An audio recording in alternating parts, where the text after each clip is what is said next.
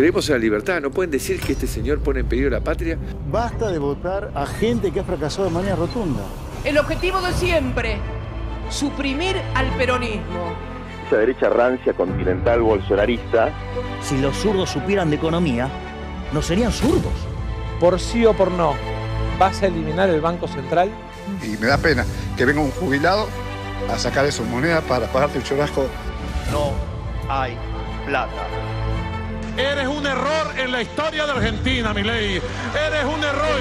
El Papa es el representante del maligno en la tierra. Quiero manifestar mi total y absoluto repudio por los actos terroristas de Hamás en el territorio de Israel. ¡Basta de la mentira progresista! Las mujeres no somos víctimas. La violencia no tiene género. ¡Viva la libertad, carajo!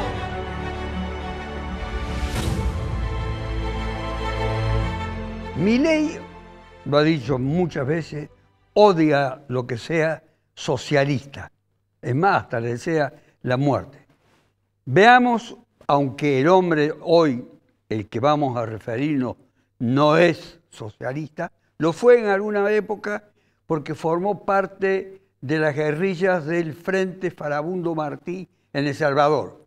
Estoy hablando de quien asume por segunda vez la presidencia de El Salvador, Nayib Bukele. Y el presidente de la Argentina había decidido concurrir a la asunción de Bukele. Debe estar pensando probablemente en las imágenes esas terroríficas de cómo se trata a los detenidos con o sin causa, etcétera, y con lo que han terminado con los crímenes que se desarrollaban de una manera brutal en El Salvador.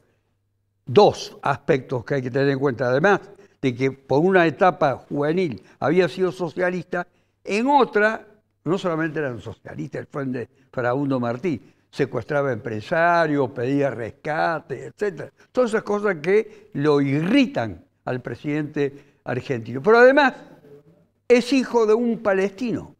Y además el palestino era el gran imán del Salvador.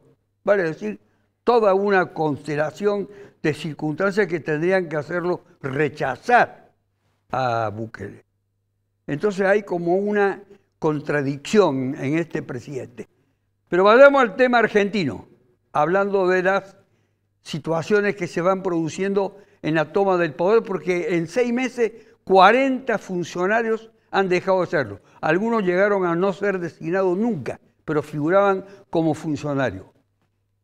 Y el tema con el que voy a empezar el programa es un tema crucial.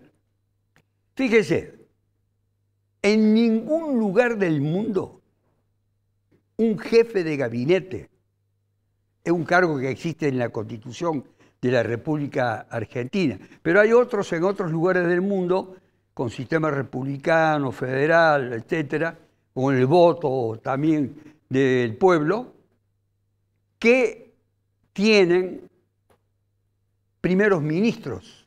Y a veces la censura al primer ministro termina con derrumbar al gobierno, que no es el sistema de la Argentina. Pero lo importante es que el nuevo, acá, jefe de gabinete de la República Argentina, Guillermo Franco, que es el mejor funcionario que tiene el gobierno, promete todo, no cumple nada, simplemente porque no tiene ningún poder. Pero es el jefe de gabinete. Pasó de ministro del Interior a jefe de gabinete y se quedó con la porción del Ministerio del Interior también con un sustituto, amigo o lo que sea. No importa el nombre. Pero miren lo que dijo. Y esto es lo importante. La gente no le presta atención. Y esto me hace parecer como un mini golpe de Estado o un golpe de Estado blando. Porque existen también cuando se producen las rotaciones internas en los gobiernos. Dijo, el presidente me ha confiado esta relevante tarea porque él no entiende nada de política. Es aquí que nos acabamos de enterar los argentinos, por boca del nuevo jefe de gabinete de este país, que el presidente de la República no entiende nada de política. En cualquier lugar del mundo, desde los más duros hasta los más tolerantes, un jefe de gobierno que diga algo parecido, en segundos sería destituido. Pero el presidente debe estar muy feliz que él se ocupe de hablar con los gobernadores, con los diputados, con toda la gente, que ponga buena cara, que tenga una sonrisa atractiva, que sea un hombre sedado, tranquilo, prudente. Es una cosa verdaderamente extraña que haya dicho que el presidente no entiende de política. ¿Es condición sine qua non para ser presidente de un país conocer de política? Se lo voy a preguntar a Cristian Pérez. Carlos, invitados, buenas noches. No, me parece que no. No hace falta ser político porque primero está demostrado que no ejercía la política, fue un producto del marketing televisivo a través de ser panelista en diferentes programas, y enfrente estaba justamente todo lo que odiaban. Entendió muy bien el mensaje y eso lo proyectó. Yo creo que ni él se pensaba, de alguna manera. Recordemos que Massa termina ganando en primera vuelta. Después por la alianza, porque estaba el kirchnerismo muchos años. 2 veces ganó Massa. 2 veces ganó Massa, claro. Lo termina poniendo en el sillón de Rivadavia. Pero yo creo que se jacta de no saber de política, porque cuando ellos hacen un estudio de que la gente está cansada de la política, de la mala política, porque de mi condición yo reivindico la política, la buena política, como la herramienta de transformación social, económica, etcétera. Cuando ve todo ese cansancio, se jacta de eso. Es decir, no entiendo de política, no me interesa de política, porque entiende que la gente, la sociedad, el colectivo imaginario, no quiere la política, porque producto de los malos dirigentes políticos estamos como estamos, ¿no? No de la política, sino de los malos dirigentes. Entonces es lógico que se jacte. Y aparte no hay nada comparativo. ¿Con qué lo comparamos a Milei con la historia contemporánea?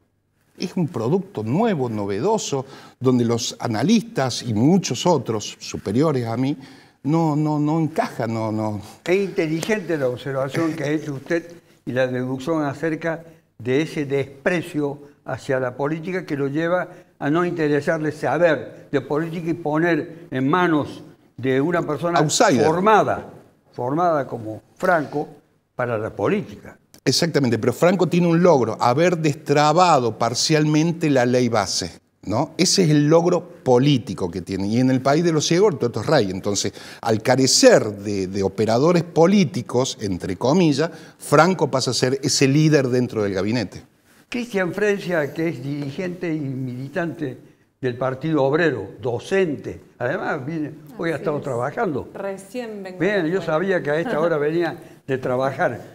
¿Cuál es la impresión que le da esta interpretación acaba de dar una interpretación, a mi entender, muy inteligente? Sí, me parece primero una interpretación. No saber de política es una condición sine qua non.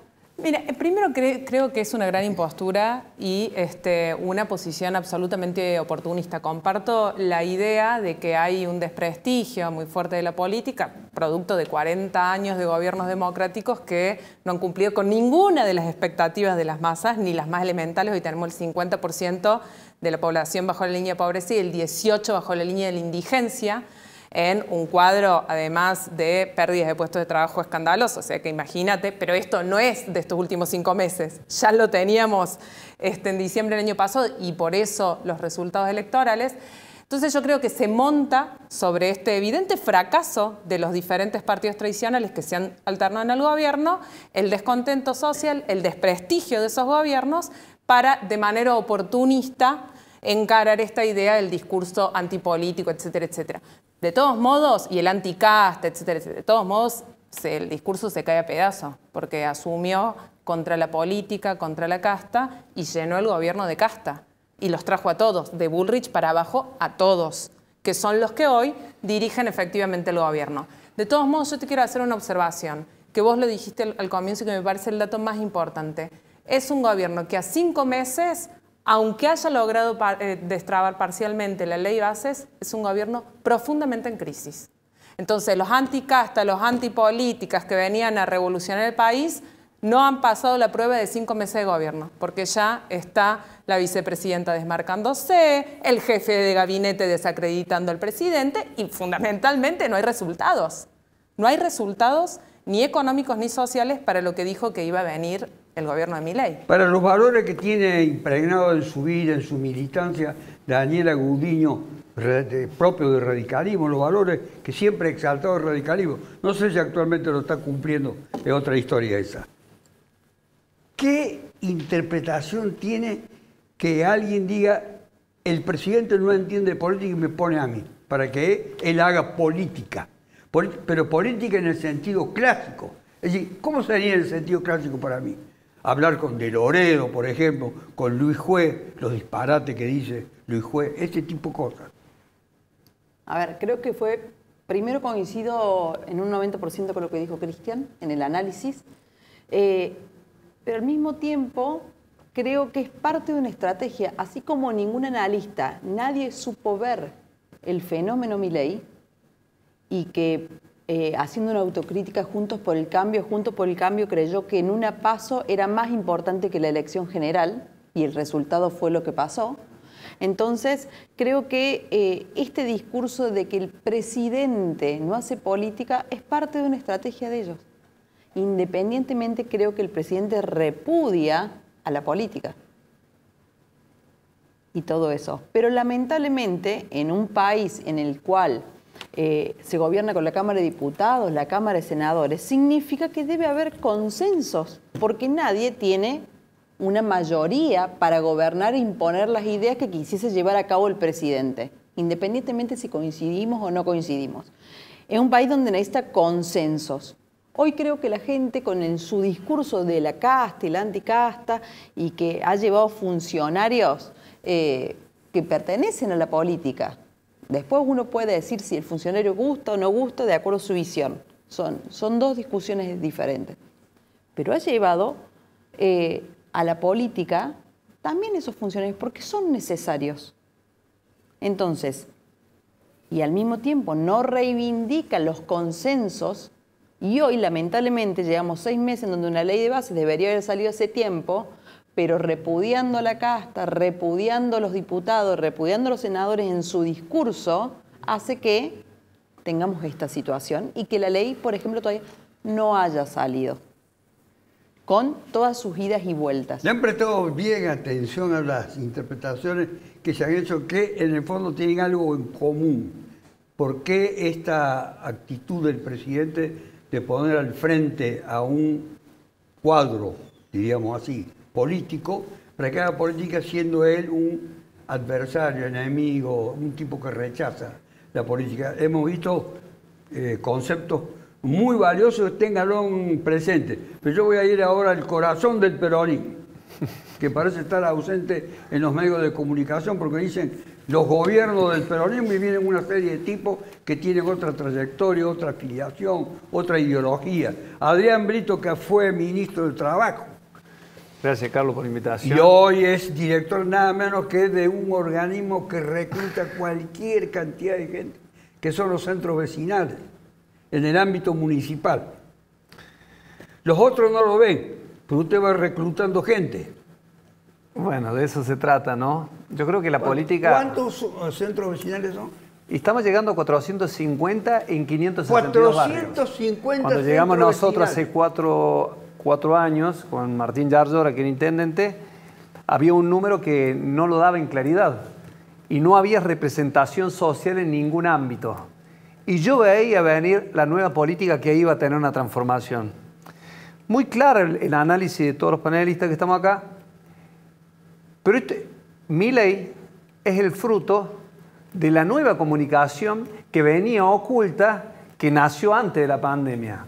Esa forma de comunicar que nosotros la veíamos como campechana, la venían estudiando los sociólogos que iban a estudiar cuál iba a ser los impactos, y fíjese que los grandes medios de comunicación todavía no han salido ni al cruce ni para poder contrarrestar una operación de él. ¿Por qué? Porque fuimos a cruzar la política para poder denostarla con la palabra casta, cuando hoy se nutre Milei de la casta, porque no es casta, es política. Y a la política se la manejan a él. Lo que pasa, él no se quiere involucrar en las decisiones que tiene que tomar la política. Y él va a buscar un escudo social que le permita hacer lo que quiere, que a su vez vive viajando porque no toma decisiones acá. Él cree que las decisiones las va a tomar de afuera, siendo que las grandes decisiones se va a tener que tomar de la mano de la política y de la mano de los partidos. No hay otra forma, Carlos. ¿O por qué se cree que lo pusieron a un tipo que consensuó desde la política con Carlos Menem, con el gobierno de Macri, con el gobierno de vuelta de Macri con la Patricia Bullrich? Son todas políticas. ¿O usted ve alguna cara nueva de un verdulero, un carnicero, un periodista o alguien de la sociedad común que no pertenezca a la casta? Él denosta con esa palabra y los estigmatiza. Pero se nutre de eso para sostenerse. En la cual, muy bien, como lo describió recién Cintia, que esta persona todavía no tomó responsabilidad ninguna. Quiere que la política tome las decisiones, porque al decir que no sale la ley base, yo te hago una pregunta y se lo pregunto a todos. La política de la decisión que tiene que tomar la base, que no se pudo hacer nunca antes. Nada, así que si a él no le dan las bases, esa ley, no va a poder gobernar. ¿Me dejás ponerme en abogado del diablo? Sí. Todos los presidentes lo tuvieron. Con ese argumento él te puede decir, ¿por qué no me dan la oportunidad a mí? Independientemente que él se encargó de decir que es una cueva de rata, etcétera, etcétera, y después pide que lo voten. Con ese criterio no iba a llegar lejos. Pero le dio resultado electoral. Pero digo, todos los presidentes lo tuvieron. Hasta ahora él no la tuvo. Sí, igual yo quiero hacer dos observaciones. Estoy haciendo una descripción, no una opinión. En relación a lo que decía acá Daniela, disculpa. Porque dice, no le vieron venir, no le vieron venir. Ojo con esto, no se vio venir el fenómeno Milei.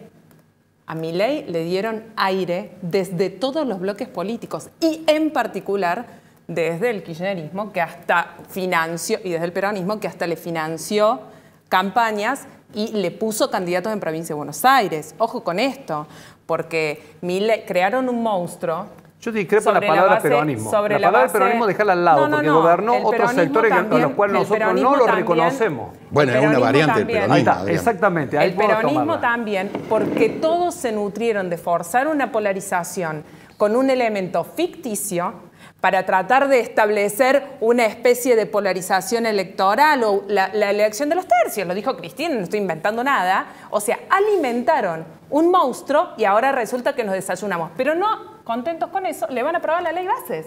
Que la ley base, les quiero decir, más allá de que él diga que son las herramientas indispensables para gobernar, lo cual no es cierto porque viene disponiendo de un montón de medidas absolutamente antiobreras y absolutamente antipopulares y hambreadoras, como retener 5 millones de alimentos que se están venciendo cuando tenemos a 18% de la población que no come, ¿está bien?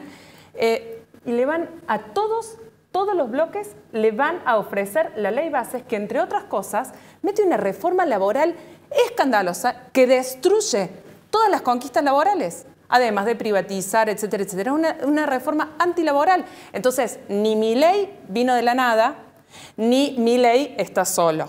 Milei está en crisis y sostenido en parte por el conjunto de los bloques que le van a sacar la ley bases del Senado. Esa otra vuelta de tuerca, está en crisis.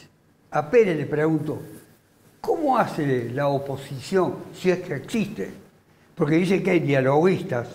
Supuestamente, al ser dialoguistas, no serían de su entraña, no serían de su génesis.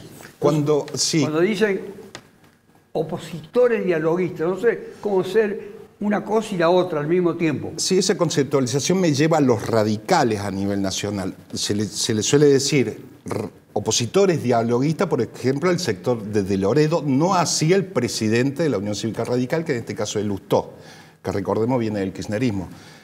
Rotas las relaciones, lo encapsulan al radicalismo dialoguista a de Loredo. Perdón, una observación. Lustó no viene del kirchnerismo, a mi entender, fue ministro. Fue ministro, no, sí, era era presidente del Banco Provincia en la época de Scioli, después de esa época pasaron 3, 4 ministros, Fernández entre ellos, que estuvo una semana, creo, ese ministro que dijo, cortame la nota acá, ¿se acuerdan? Pasa con la 125, etc. Digo, también es muy paradójico, ¿no? Un ministro que lleva al borde de la guerra civil con la 125, hoy presidente del centenario partido de la Unión Cívica Radical. Pero es una discusión que tiene que dar los radicales. Digo, hablando de los radicales dialoguistas y hablando de Milei, ahí también hay otra rosca política. Porque ahí se entiende, porque no hay otra forma apoyando la teoría de Cintia, de que no hay una rosca entre el kirchnerismo y Milei. ¿Por qué? Por el nombramiento o el pliego del juez Lijo, entre otras cosas. ¿Y quién tiene la causa del Correo? ¿Doctor? Lijo. ¿De quién es? ¿Quién estaba como ministro de Educación? El Correo cuando dice... ¿Quién estaba? La de Macri. Claro, pero ¿quién estaba como ministro de Comunicación en esa época? El suegro de Loredo, que hoy está encapsulado, y por favor no estoy haciendo ninguna opinión, estoy haciendo una descripción. No, porque a lo mejor está en otra línea política, digo, de las internas que tiene el radicalismo. Y ahí hay toda una interpretación también, ¿no? Por eso que apoyo la teoría que no hay otra forma de que el hijo pase los pliegos en el Senado si no hay un acuerdo con el kirchnerismo que medianamente se orienta a bajar la espuma a las causas de Cristina, ¿no? Esa es la lectura de los radicales dialoguistas. Tiene todo el perfil de un acuerdo. De un acuerdo y una rosca política. De un acuerdo entre clandestino y no clandestino. Pero Daniela nos puede decir, en la estructura interna del radicalismo no se percibe la formación de un líder. Como ha tenido siempre el radicalismo, ha tenido líderes de sectores, aunque diversos, aunque enfrentados, para enfrentar lo que es inevitable, aunque sean algunos colaboracionistas o dialoguistas, como se lo quiera llamar, ir formando un cuadro que resista esta política antipolítica que acá está muy bien caracterizada, que ya estaba pensada por el actual presidente. ¿Cómo se forma el radicalismo? En Córdoba incluso, un liderazgo en Córdoba, un liderazgo nacional, si es que tienen la voluntad. No, creo que estamos... A ver, el radicalismo también creo en los otros partidos políticos, pero tampoco quiero hablar de ellos. No, es el porque es un partido tradicional de Córdoba. El radicalismo tiene una crisis nacional y que, por supuesto, afecta a todas las provincias. Había una apuesta, generalmente después de perderse elecciones, los partidos políticos entran en crisis por sus liderazgos. Entonces, eso en Córdoba pasa también y nacionalmente también pasa. Entonces, cuando no hay un liderazgo natural, construirlo lleva su tiempo. Y por eso nos encontramos también con diferentes tipos de posturas dentro del radicalismo, tanto para lo provincial como para lo nacional. Pero es una construcción que se tiene que volver a desandar, porque en toda esa construcción nacional uno también tiene los gobernadores, y es que tiene que gobernar, como le pasa a los intendentes, entonces, y la postura del radicalismo nacional en algunas cuestiones es el radicalismo que dialoga y en otras cuestiones, como lo del senador Lustó, que es más tajante, y algunos senadores. Entonces, encontrar el punto ¿Córdoba tiene medio. seguidores, Lustó? Sí tiene. ¿En la legislatura los tienen también? No, la legislatura, el radicalismo está abocado... primero que evitamos los temas nacionales, porque de último tratamos el tema de los cordobeses, y nos encontramos con una legislatura de una paridad inteligente, la observación en 40 años no había ocurrido. Entonces, al oficialismo le cuesta, cada vez que hay sesión, entender que tiene que consensuar con la oposición. Entonces, para ello es una tarea y un oficio que no están acostumbrados y que les cuesta muchísimo hacer, que es sentarse, consensuar los proyectos, escuchar qué modificaciones puede sugerir la oposición. Entonces ellos están acostumbrados a atropellar. Y se han encontrado con una oposición que con diferentes matices, en el interbloque, que está el radicalismo, el Frente Cívico, el PRO, todo por bloque separado, hemos trabajado en conjunto con la izquierda, con Luciana Echeverría, con Encuentro Vecinal de Agrelo, inclusive en algunos temas puntuales también con Federico Alessandri, que representa el kirchnerismo en Córdoba. No se trata de una cuestión de partidos políticos. Hemos, en algunos temas puntuales en donde coincidimos, hemos puesto un parate al oficialismo, porque hoy el legislador de La Libertad Avanza juega con el oficialismo. Entonces, eso es lo que sucede en la legislatura de Córdoba. Y es lo que intentamos hacer cada miércoles que hay sesión y que obviamente que es raro para una provincia que pase eso, porque nosotros realmente eso lo vemos siempre que pasa en Buenos Aires, que lo vemos en la Cámara de Diputados. Bueno, en la Cámara de Senadores no, pero en la Cámara de Diputados siempre sucede eso, que si hay quórum, que si no hay quórum, que si hay llamado a sesión. Bueno, eso es lo que a la gente no le gusta saber. Exactamente. Que les interesa solamente a los que están en el mundo político. Claro, pero al mismo tiempo está mal. Porque lo que intenta frenar la oposición, en muchos casos, son atropellos de los oficialismos. Entonces, el no dar quórum no es no querer trabajar. El no dar quórum es no nos vamos a prestar a ciertas cosas, a ciertos atropellos. Hay una prensa o un sector de comunicadores que explota todo eso como acto de debilidad. Exactamente. O de condescendencia, o de desprestigio. Bueno, y la única herramienta que nosotros tenemos muchas veces son las redes sociales, en donde poder explicar, pero también entendemos que intentar explicar eso es muchas veces complicado y quizás la gente común que está pensando cómo se va a ir a la verdulería y para darle comer a su familia y no le interesa.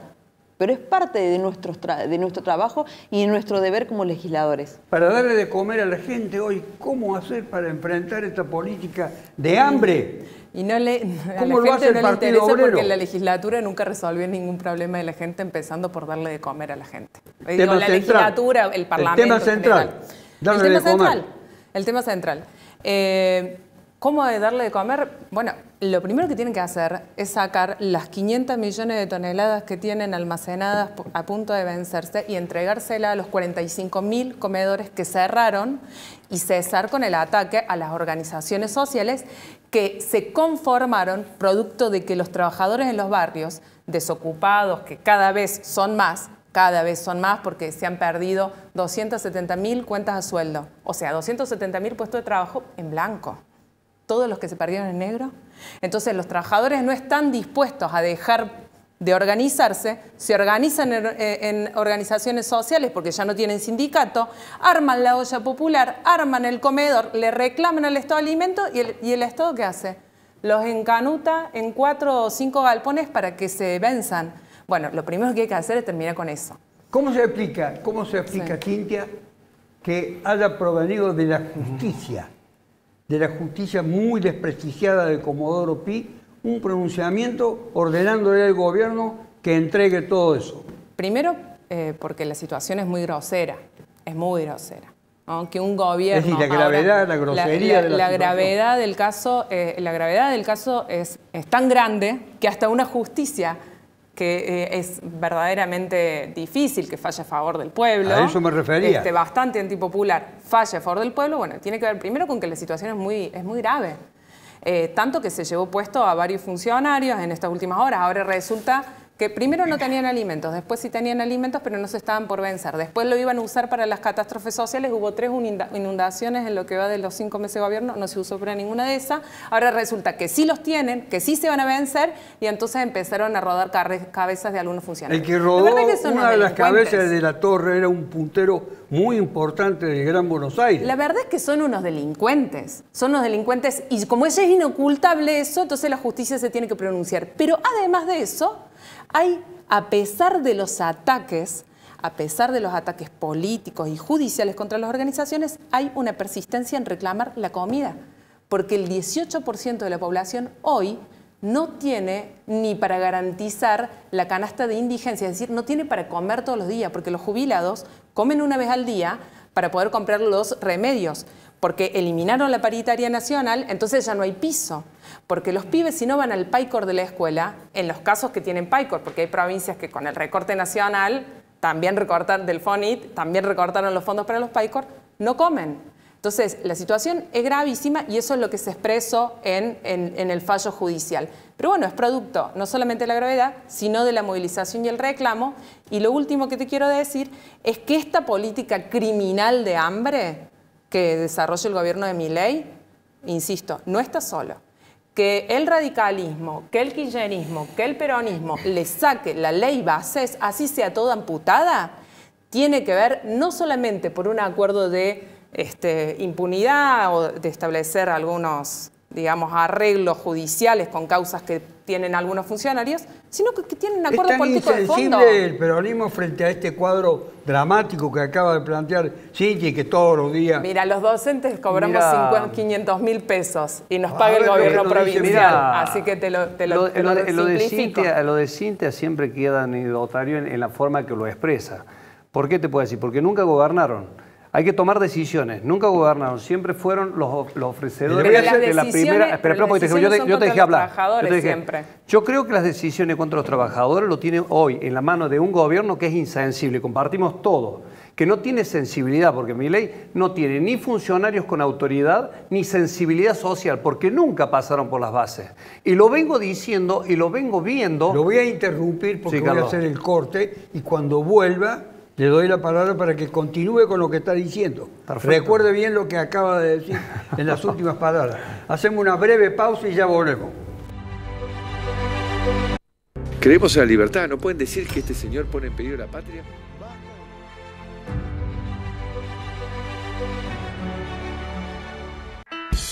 El Consejo Deliberante de Córdoba es tu casa. Queremos, junto a los concejales de todas las fuerzas políticas, escucharte y crear con vos las ordenanzas que mejoran la vida de los vecinos de la ciudad. Súmate a dialogar. Te esperamos. www.cdecórdoba.gov.ar. Consejo Deliberante de Córdoba.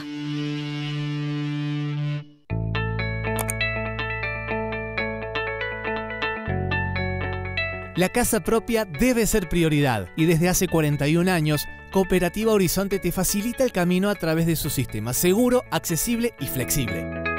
¿Querés saber más? Seguinos en las redes sociales, recorre nuestras viviendas, conoce los detalles de nuestro sistema, lotes y ubicaciones disponibles y las informaciones más recientes.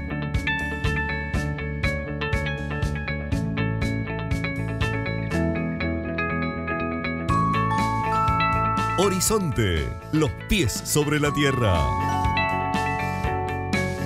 Arte y Joyas, su joyero de confianza, el que mejor paga el oro en Córdoba. Décadas de trayectoria nos avalan. Oro, plata, platino, brillantes, tasaciones. Única dirección. Tucumán 11, esquina de Anfunes. No tenemos sucursales. Con tarjeta Dino Mastercard tenés descuentos todos los lunes del mes en indumentaria, deportes, electro, muebles y más. Seguinos en nuestras redes y sé el primero en conocer todas las promos. Con la tarjeta Dino Mastercard, agranda tu mundo. Elegí cambiar. Elegí los planes de salud del Hospital Italiano y obtené un 30% de descuento por un año en tu cobertura y la de tu familia. Accedé sin órdenes en Nico Seguros a todos los servicios del Hospital Italiano y de su red integrada de salud. Llama al 0810-333-9701 o ingresa a planeshi.com.ar. Planes de salud del Hospital Italiano. 120 años cuidando la salud. El agua es un recurso indispensable para la vida y se está agotando por las malas acciones y la inacción del hombre que provocaron los cambios climáticos. En San Francisco cada habitante consume un promedio de 465 litros de agua por día, cuando lo recomendable son 260 litros. Seamos más responsables. Cuidemos nuestra fuente de vida, el agua, porque cuidar el agua es cuidar el planeta. Y esa es una responsabilidad de todos. En San Francisco el progreso sigue porque tenemos pasión por hacer. Gobierno de la Ciudad de San Francisco.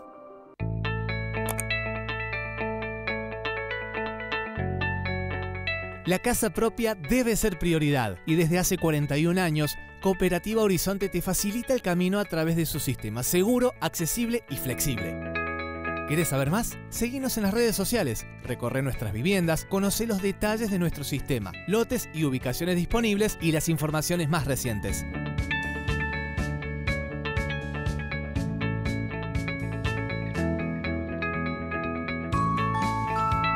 Horizonte, los pies sobre la tierra. Con tarjeta Dino Mastercard tenés descuentos todos los lunes del mes en indumentaria, deportes, electro, muebles y más. Seguinos en nuestras redes y sé el primero en conocer todas las promos. Con la tarjeta Dino Mastercard, agranda tu mundo. El Consejo Deliberante de Córdoba es tu casa. Queremos junto a los concejales de todas las fuerzas políticas escucharte y crear con vos las ordenanzas que mejoran la vida de los vecinos de la ciudad. Súmate a dialogar. Te esperamos. www.cdecórdoba.gov.ar Consejo Deliberante de Córdoba. Arte y Joyas, su joyero de confianza, el que mejor paga el oro en Córdoba. Décadas de trayectoria nos avalan. Oro, plata, platino, brillantes, tasaciones. Única dirección. Tucumán 11, esquina de Anfunes. No tenemos sucursales.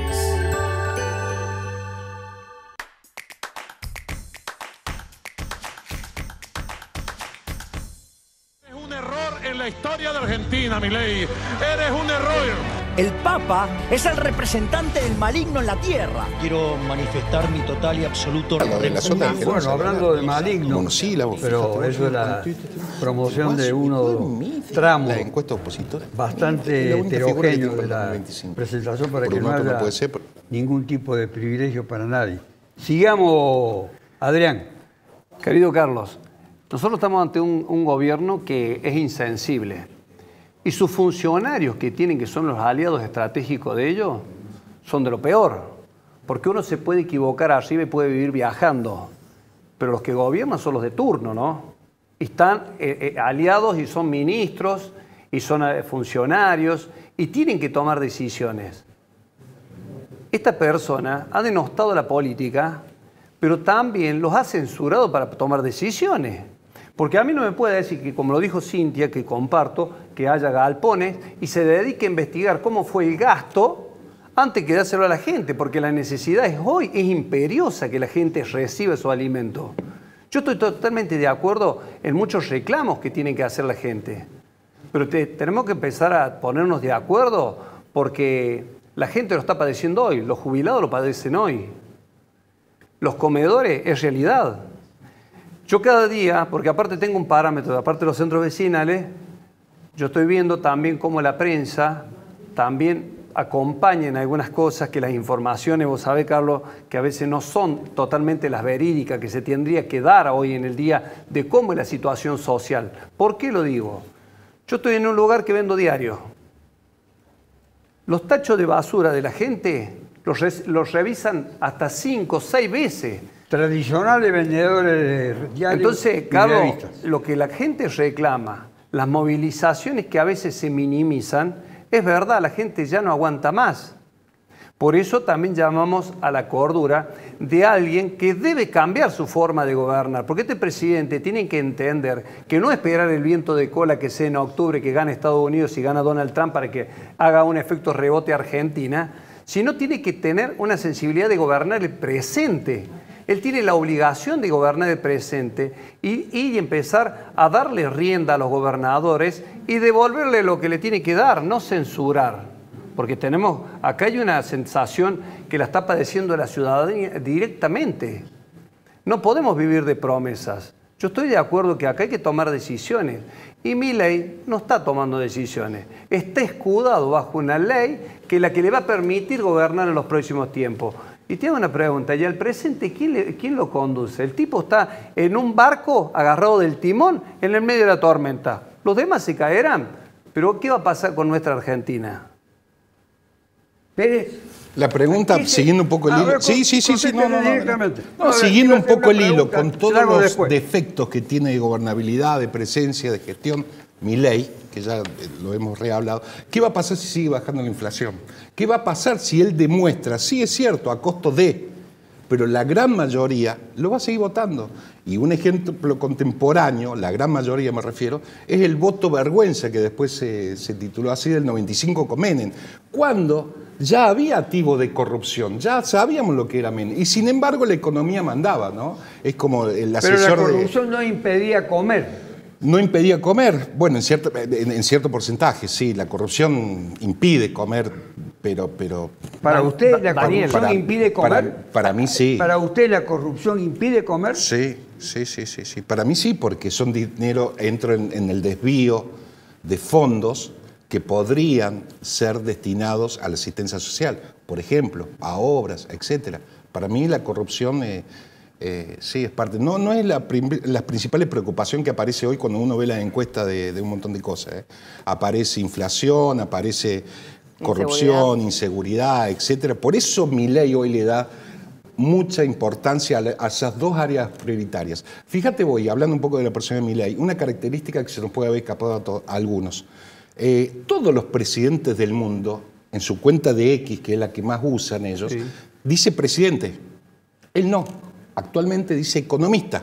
¿Sí? Es la economía y la seguridad. Por eso Patricia Bullrich tiene una amplitud para hacer y una autonomía para hacer un mundo. Porque descubrieron que esas son las dos cosas y que la economía, por ende, entienden en su lógica, va a llevar a acomodarse si siguen bajando la inflación. ¿Usted observó, Daniela, un cambio en el tono, en el concepto y en el contenido de Milei en Córdoba con motivo del 25 de mayo? ¿O fue una estrategia?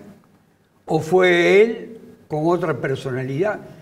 Si tiene alguna interpretación o valoración de eso. No, la verdad que no lo interpreté de esa manera, ni lo escuché. Creo que en parte fue él como es él, y por otra parte también creo que intentó y quiso, en lo poco que le interesa, congraciarse un poquito con Córdoba, porque él termina siendo presidente gracias, no digamos gracias al voto de Córdoba, pero en gran parte sí, y que había sido una provincia que no había visitado. Entonces creo que deslizó algunas cosas puntuales, pero me parece que, yo digo un término fenómeno, no sé si la palabra es fenómeno, pero es todo lo contrario a lo que hemos visto en los últimos 30 años. Y no tiene vergüenza de decir que para él su máximo ídolo es Menem, cuando voló Río Tercero, y ante un montón de cosas más que pasaron durante ese gobierno. Y lo dice y no tiene ningún inconveniente. Y yo creo que hoy está con un hándicap con la gente. ¿Por qué? Porque en la campaña y en la segunda vuelta él dijo lo que iba a hacer. Lo que pasa es que muchos no creyeron que tan era así. Y redobló la apuesta, lo hizo, lo lleva a cabo. Entonces, era tal lo que había pasado en el último año con el kirchnerismo, que la gente dijo, ¿es esto o el vacío? Por eso cuando yo también digo que nadie se lo esperaba, independientemente que hay algunas cosas que puedo compartir con Cintia. Nadie creyó que podía ganar. Digo, no estaban puestas, ninguna ficha estaba puesta que Milei tenía chance. Nadie. Cuando pasó lo que pasó y empezó a actuar como tal, diciendo lo voy a hacer, y se desdecía de cosas que había dicho antes, y hoy la gente todavía le sigue dando crédito porque cree que él le dice la verdad. Porque se cansó un montón de cosas de la política, de la mala política. Entonces la gente sigue especulando. Y ni hablar, cada día que habla Alberto y hace un comentario en X o una nota en algún medio, automáticamente la imagen de Milei y la intención de Milei suben. Él no tiene que hacer nada. Porque la gente todavía sigue estando en ese abismo de o el kirchnerismo o este loco que nos salva. Entonces hay una esperanza que todavía no se ha perdido y están todavía en los meses en la que creer que el presidente puede salvar. Eso es objetivamente. Pérez anunció que podía llegar con todo eso a puede ganar ser, en el futuro. Yo lo digo desde una posición objetiva, no porque coincido o no. Bueno. Un tipo obtiene 14 millones de votos. Gana de una manera, podríamos decir, aplastante. Y la gente que mucha gente que lo ha votado, que no lo va a votar, pero mucha gente que lo ha votado, que más cree que no lo va a votar, dice, está cumpliendo con lo que dijo, aunque eso sea hambre. ¿Cuál es el factor determinante de la adhesión a él? Desde la perspectiva de ustedes, y cómo hay que resistirlo. Dos cosas. Primero, ni creo que todavía tenga una adhesión social, como acá se dice, incuestionable. ni desconozco... No lo digo por vos, por favor. No lo digo por vos. Ni tampoco considero que no tenga todavía cierto apoyo.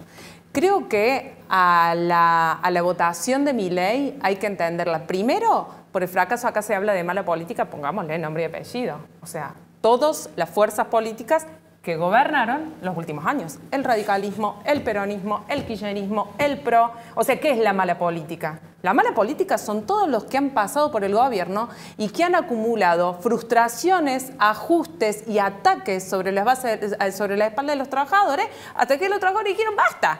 Entonces, la mala política no es una abstracción. La mala política no es una abstracción. La mala política tiene responsables, entonces háganse cargo de que Milei esté gobernando. Pero comparto lo mismo que vos, Cintia. Te digo la verdad, comparto con vos. ¿Cuándo les tocó gobernar? ¿Cuándo les tocó gobernar? Porque ustedes fueron parte de todos los gobiernos. Ya nos tocará y la historia nos juzgará. No, pero no siempre vivieron de las partes de las decisiones de los gobiernos de turno. No estamos discutiendo eso. Estamos discutiendo el resultado de que hoy tengamos a un personaje absolutamente antipopular, con tintes semifascistas en el gobierno, que gobierna aparte con todos. Con todos los de 40 años antes. Ustedes fueron parte también con el kirchnerismo. Y lo ustedes votaban parejito con el kirchnerismo. Decir que sigue teniendo adhesión popular, primero es ver la mitad de la historia, la mitad de la situación, y segundo es para encubrir la adhesión a este gobierno nefasto, insensible, que tanto denuncian, porque será muy nefasto, muy insensible, pero le votan la ley y después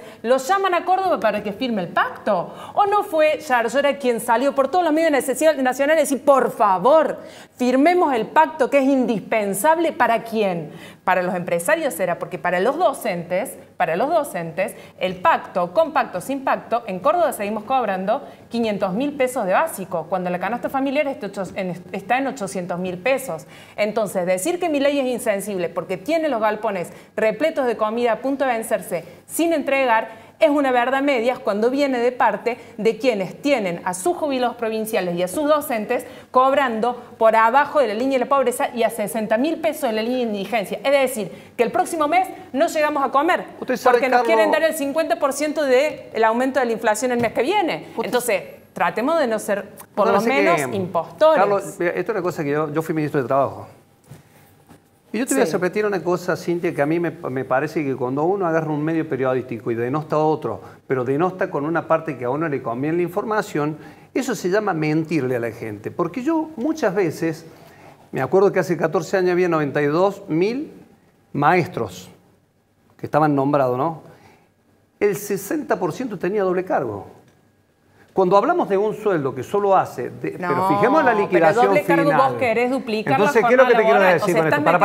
No, te estás equivocando en la manifestación de decirle a la gente y comunicar, porque eso se llama mentir, simplemente lo tengo muy mentir. claro porque yo lo probaron para primaria. Ustedes quieren que la docente que trabaja yo no estoy contra los docentes porque los quiero mucho, pero no me gusta algo que transmitamos a la gente, le transmitamos algo a la gente una información parcial.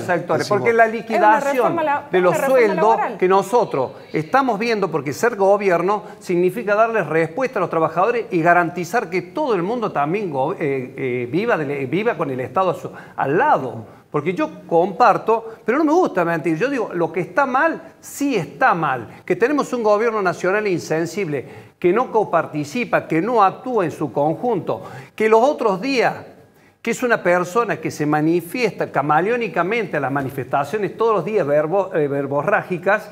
Esta persona, que es el presidente de la nación, no conduce para un país, conduce para él, porque él dice que los mismos ministros de él, cuando se manifiestan, que habla en el título personal. Y hay una cosa que tienen que llamarle a la orden y decirle, señor, usted desde que amanece hasta que se acuesta a dormir es presidente de la nación y de la República Argentina.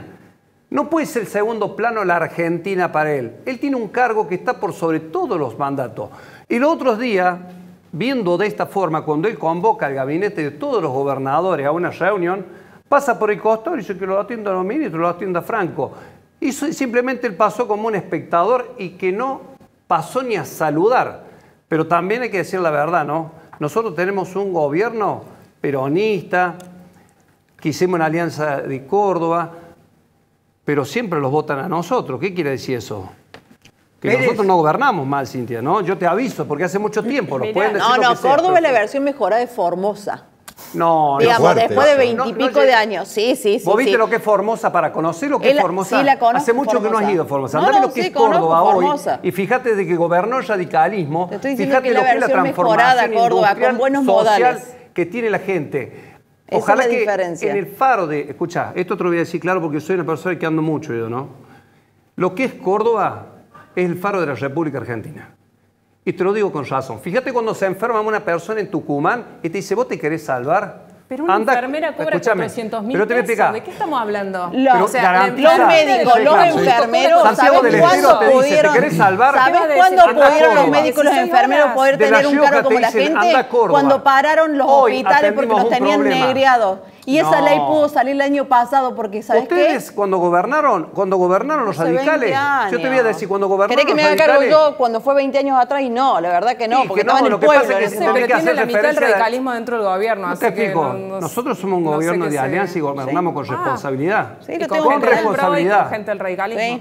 Y tengo una pregunta, ¿cuál es la nueva Si me alianza de permiten todos? un segundo, Pérez, cuando un presidente dice, si no sale tal ley, tal propuesta legislativa, etc. Voy a plebiscito, me dijo interesa él. un carajo. Sí, voy a un plebiscito, dijo. Un día dice eso, otro día dice lo contrario. O le queda otro día eso- manda a unos tipos a que operen, a ver si logra algún tipo de anuencia, Claro, pero él como... conciliación. A pesar de que denota la política, etcétera, tiene algunas prácticas maquiavélicas y debe tener algún plan B seguro.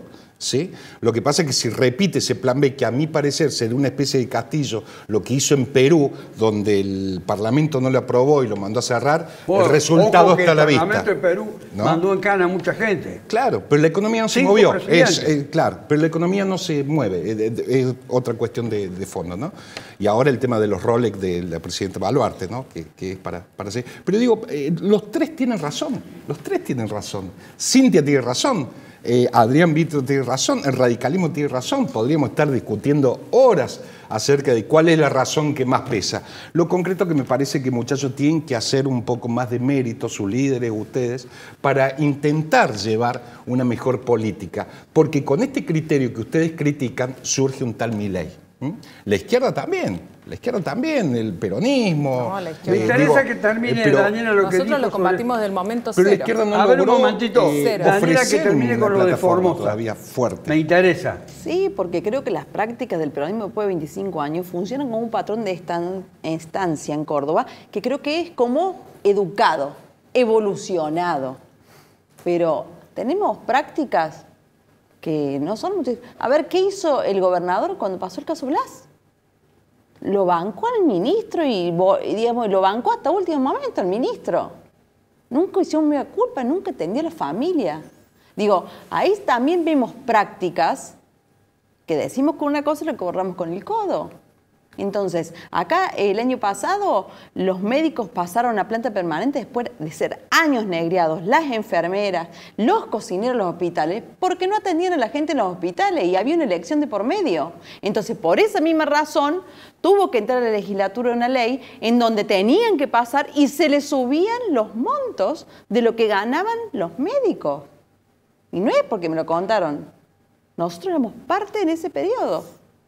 Obviamente que acompañábamos todos los reclamos. Y con los maestros pasa exactamente lo mismo. Acá nos llega a haber 15 días clase y ahí ahora lo quiero ver al gobernador a ver qué hace. Me quedaba por la parte segunda de la pregunta que le había hecho sobre cómo resistir esto. ¿Cómo resistir esto? Bueno, acá Pérez. Pérez mencionaba el problema de si teníamos o no responsabilidad en esto. Yo creo que eso se demuestra ahora. ¿Quién está enfrentando hoy la política de Milei en primer orden? Son los trabajadores y es la izquierda. Que no prestamos No los apoyo, sindicatos. que no prestamos apoyo a la ley bases, que no prestamos ningún tipo de consenso para todas estas medidas de ajuste y que organizamos y promovemos la intervención activa de los trabajadores.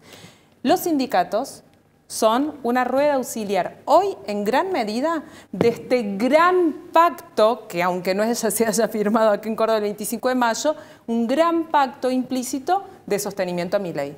Porque acá hubo 3 paros nacionales en los últimos 5 meses que fueron arrancados absolutamente desde las bases, frente a ataques muy masivos, impuestos a las conducciones sindicales que no tuvieron continuidad y que se está reclamando justamente un plan de lucha en la continuidad y el desarrollo de una huelga general para frenar este plan de guerra, empezando por garantizar el trabajo y la comida para los comedores.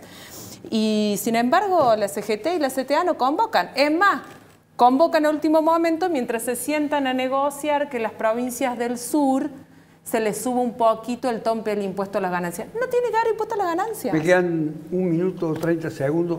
Quiero una intriga que tengo. ¿Dónde está Massa? 44, 48% de los votos. En una época, en la época del menemismo, desaparecieron 2 de los que habían sido votados. El ex gobernador de Mendoza y el Chacho Álvarez, que habían sacado 6 millones y algo de votos. ¿Dónde está Massa? Yo creo que no es una alternativa Massa para el kirchnerismo, ni menos para que represente el peronismo. Yo creo que nosotros vamos a tener una propuesta que va a empezar a surgir. Tenemos algo que estamos trabajando. Primero, en este momento, que seguimos sosteniendo que nuestro mejor candidato hubiera sido para la República Argentina el contador Schiaretti. Lo digo porque sostengo que es un hombre equilibrado, que sabe de números y es una administración que hoy se le da que la economía, que tenemos un presidente, pero carece de otros valores. Es la única figura que tienen para exhibir en el 2025 ustedes. Otro que mida así no tiene, ¿no? Pero nosotros a su vez estamos gobernando y estamos haciendo un recambio generacional. Un recambio generacional y tenemos también a Martín Yarlora, nuestro gobernador, que es un de gobernador. Que los argentinos puedan comer 50 y tanto % de pobreza. Pensemos en eso solamente. Y en la insensibilidad de cada uno de nosotros también. No porque prediquemos en un sentido u otro, sino también en nuestros actos cotidianos. Hasta la próxima. A sacar sus monedas para pagarte el churrasco